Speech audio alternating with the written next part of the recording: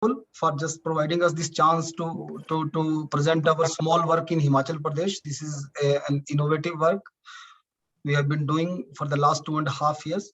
So I'll be sharing my screen.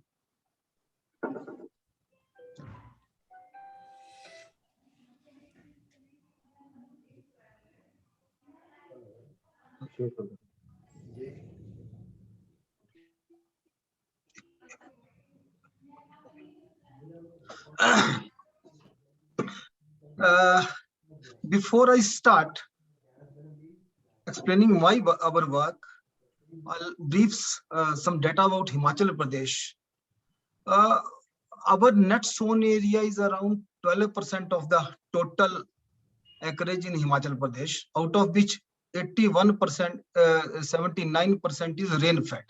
So our agriculture is mostly dependent on the rains.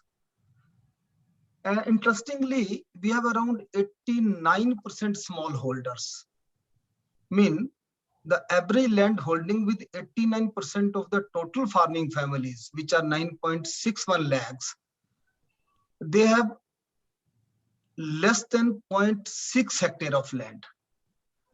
And Himachal Pradesh, it is endowed with the 4 agroclimatic zones. It starts from the sub-mountain, low hills to high hills, dry temperate. So this is very interesting with the Himachal Pradesh. This is a agriculture, horticulture based state. But during the last 2 decades, the horticulture has crossed agriculture, and the main crop among horticulture is apple, where we are contributing to 88% of the total fruit productions. Although share of agriculture is around 13.6% in agriculture, but it's providing the direct and indirect 70% of the workforce. So it is providing employment to the 70% of the population. But we have so many challenges also. The recent data shows that 20% of the food commodity samples which our laboratories collect every month, 20% food samples are laced with pesticide residues. Although may not be above maximum residue limit, but this is the situation. Fertilizer usage has been enhancing regularly year after year. Apple receives, interestingly, up to 12 pesticide spray in the crop season. Whereas cauliflower, capsicum and tomato, for which Himachal Pradesh is known to provide the off-season vegetables to the rest of the country, it gets up to 8 pesticide sprays. And pomegranate, which the crop which is in high demand during the this disease period, it gets 16 sprays. So these are the challenges we are facing. Here are some of the farmer observations. These are some news articles which we used to get from the other states of the country. Now, this is a common feature from Himachal Pradesh. More than 80% farmers, they have reported that after the application of the pesticides on their crops, they felt eye irritation, fatigue, more than 60% of the skin allergy, headache, vomiting, and 90% found decline in the natural enemies and specifically honeybees. Himachal Pradesh is contributing its business for apple is around 4,000 crores. And honeybees are most important in the pollination of the apple. So it decides, it is the decisive factor in making the successful cultivation of the apple. But 90% of the honeybees have been declined due to the this continuous sprays of pesticides. Overall, Himachal Pradesh, this state is contributing 1% higher pesticide residue than the national average. Other challenges are, this is the recent data of National Family Health Survey. Children are stunting, women below 49 years of age, they are anemic, men, they are also anemic. So these are the challenges. How it happened? Because during the last 3 decades, after the surge of this green revolution, our local rice varieties, we have still 186 traditional rice varieties, barley, ragi, millets, pulses. These crops have declined up to 90%. Whereas only apple and vegetables, there is a big surge. There is a big spike in these two crops. So during 2018, the government of Himachal Pradesh initiated one Prakriti Kheti Khushal Kisan Yojana. And the objective was to double farmer income by 2022 by adopting a climate resilient Subhash Palekar natural farming. This is also known as zero budget natural farming in the entire state. And scheme also aims to realize the Honorable PM's vision of doubling farmer income. So what is this SPNF, Subhash Palekar natural farming, or ZPNF? So this is an ecological farming approach that is closely observing the natural conditions to build a mutually beneficial relation between the nature and the farmer. Farmer will be benefited, and at the same time there will not be any harm to the nature. So its feature are it requires minimum tillage. It supports intercrop, which has gone after the post green revolution. After post green revolution, we shifted to our focus remained mainly on the monocrops. So it focuses on intercrops, crop rotations, mulching, and maximum functional diversity within the soil and above the soil, and high production without the use of agrochemicals. I am focusing mainly on high production because unless the farmer will get better production, he'll get the better price, he will not shift to any kind of the technology. So we implemented this scheme through State Project Implementing Unit, and we adopted 4-tier system. First, sensitization. We went for the sensitization of the field from village to village, from panchayat to panchayat. Then out of these sensitized people, we used to select up to 25 for the training. And we changed the venue, we changed the whole concept of the training from any hall, from any Krishi Vigyan Kendra, from any video office to the farms. So we organized 2 days training where the farmer has to spend at least 12 hours on the farm. And out of these 25-30 people, the people who used to stay up to 12 hours, we keep them and take to the exposure visit within the state, where we have developed the good models. So first sensitization, then training, and then exposure. And finally, we take the farmers to the adoption. So this is the 4-tier system we have been adopting. Then, because for the last 2.5 years, we have standardized this natural farming. We have proved on the farm that it can be done successfully. It can be adopted successfully without any harm to the production, without any decline in the productivity. And at the same time, it is working from all agroclimatic zones from 380 meter above mean sea level to the highest village of the India, Chichim. It is at 3,800 meters above mean sea level. This is the highest village. So we have, after doing it successfully, now we have started working this year on strategy for sustainable food system, which the FAO envisioned to see across the globe.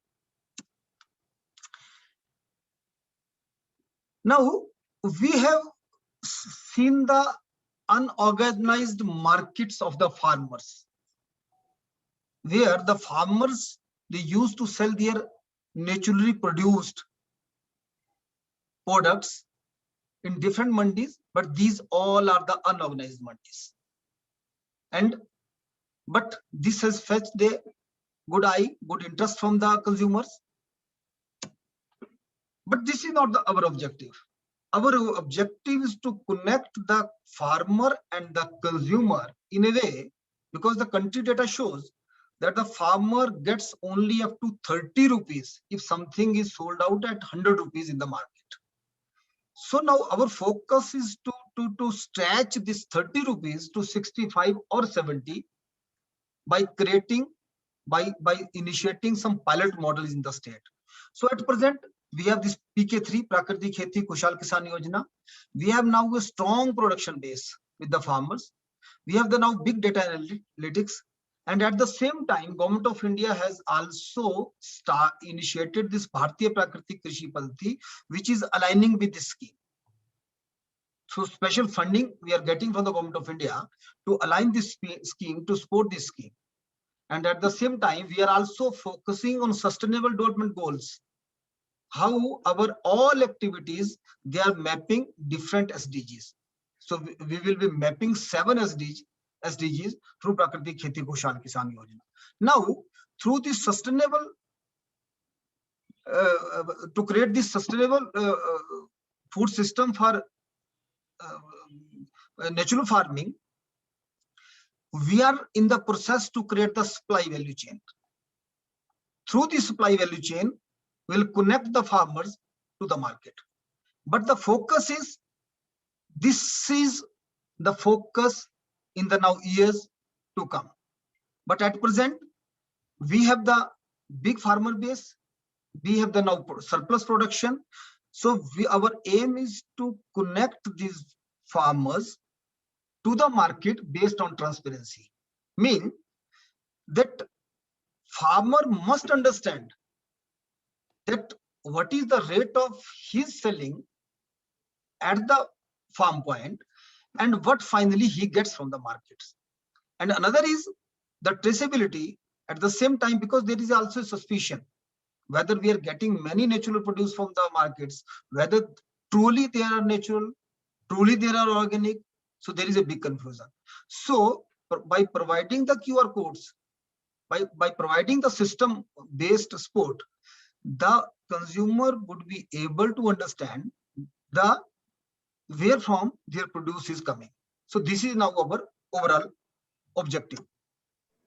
Here, sir, sorry to interrupt, but I just request you to conclude in next 1 or 2 minutes. Okay. So here we are providing the farmer different stars based on their production system, based on their level of the natural farming they are adopting. So we have been doing it without, farmer will not pay anything for the certification. So this has been approved by the state government. Here, this is the overall. We are now individual farmer, they are being grouped into clusters, and these all clusters, they will be connected to the FPOs, and at state level will create a market entity with the own brand of the state for natural produce. This we are doing this year with the pilot at Shimla.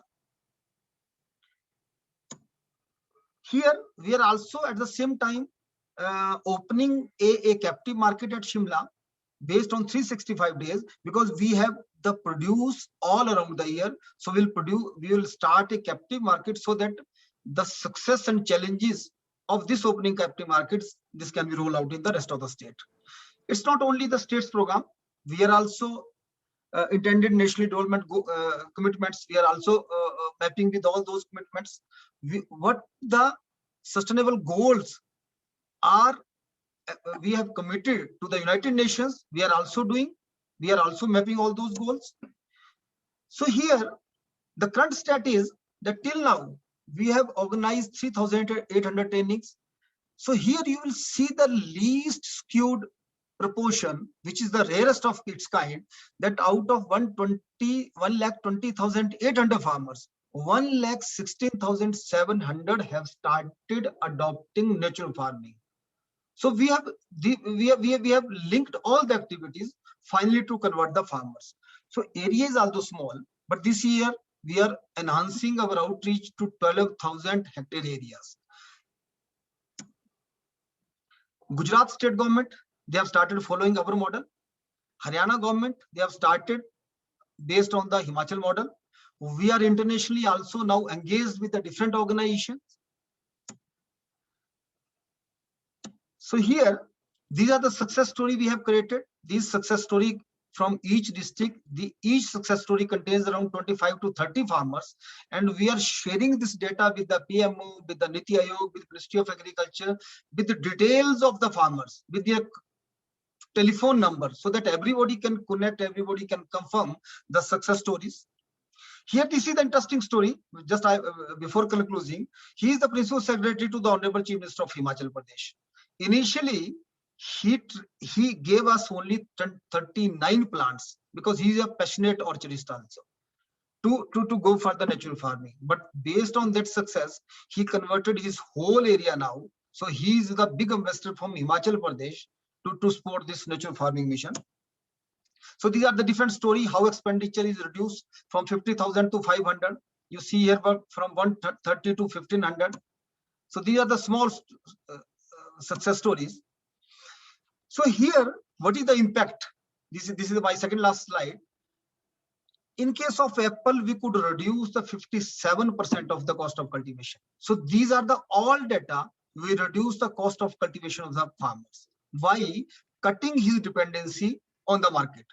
At the same time, these are the data in apple, in wheat, in cereal pulses, where we could be able to enhance the income of the farmers during the earlier 2 years of the implementation of this scheme.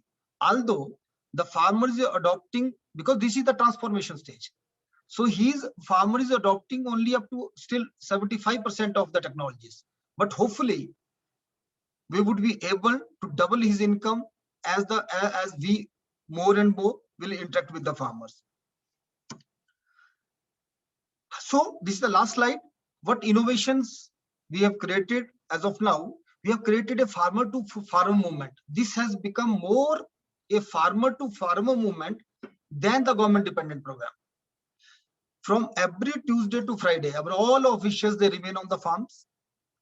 Then we are creating stories based on the farmer experience and research evidence based output.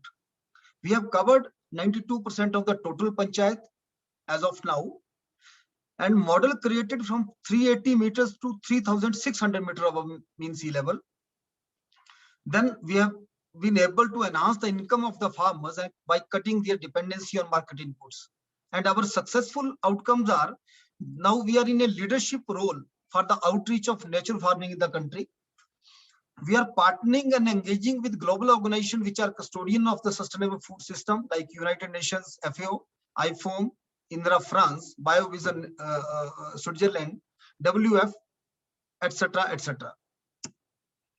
So thank you very much. This is the small work our team is undertaking in the Himachal Pradesh to transform the Himachal Pradesh into a natural farming state within the next 5 years to come. Thank you very much. Thank you, sir. So, Vishnu sir, you're on mute. You really married the technology with the basic concept of farming and taken it to the farmers. I think this is an excellent thing. I would only like to know a couple of things. Is how are you measuring the outcome of your initiative? Yes, sir. Yes, sir. Initially, this is the first state where we have involved the mainline department, that is Department of Agriculture, and the universities. Only the agriculture universities in Himachal Pradesh, they have been involved in the assessment of this program. But this year now, the Indian Institute of Soil Science Bhopal and ICRAF Kenya, they are very interested to go for the evaluation of this system in Himachal Pradesh. Okay. No, I think it will be good if you have this third-party type of impact analysis and inspection and other things. Because this will really bring out a lot of things with which you can keep on improving on a continuous basis. Sir. Because no initiative is perfect, so it takes time to mature and be more responsive to the changing requirements and the changing needs of the user and the stakeholders.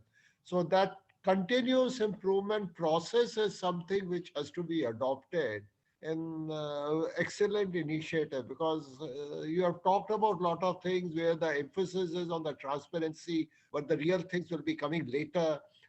See, transparency will really bring about the confidence in the stakeholders. Yes. Yes. And once you have the confidence of the stakeholders, you can really bring in the other improvements. Sir. So there will be a continuous improvement cycle for which the assessment of whatever you are doing, the impact assessment, the outcomes, I think that should be continuously monitored, and stakeholders' feedback has to be taken on a continuous basis so that you can bring about those improvements as you go by. Because Sir. you have a very strong vision, but to implement that vision, we'll have to keep on improving upon this thing. Thank Yes, you sir. very Yes. much. Thank you, sir. Thank you for giving opportunity. Thank you. Thank you, sir. So let's move to the next